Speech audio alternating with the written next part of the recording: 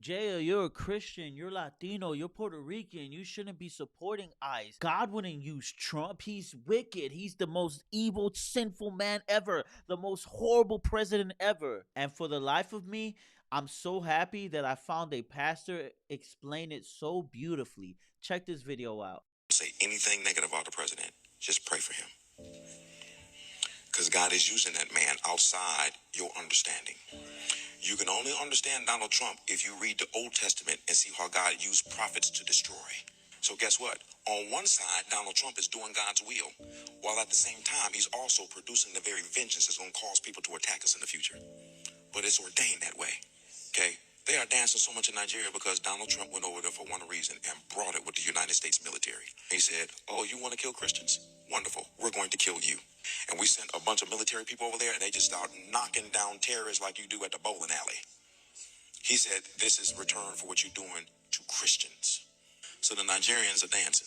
Then I woke up this morning and found out that Donald Trump then bombed Venezuela and kidnapped the president and his wife and brought them back to America. I was like, what? Do you realize how crazy this is? Your president said, y'all won't stop with the drugs over here, and I have known for decades. He gave him a chance. He said, okay, stop.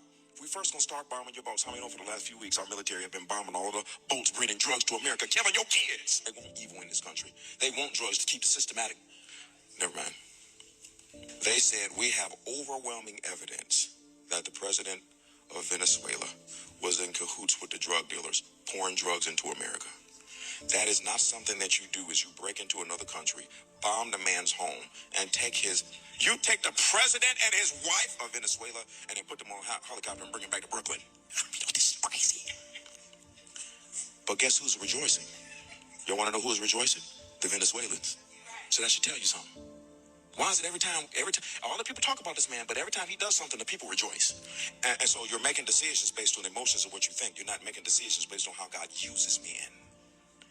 When you see how God is using this man, he fits so easily into scripture when God gets ready to judge evil. And the men that he always uses to judge evil are always crazy. Bro, so good. I mean, couldn't have explained it better myself, man. God bless you. And instead of mocking and gossiping about Donald Trump, man, keep him in your prayers and say, God, continue to use him for your purposes. Let me know your comments down below. Peace.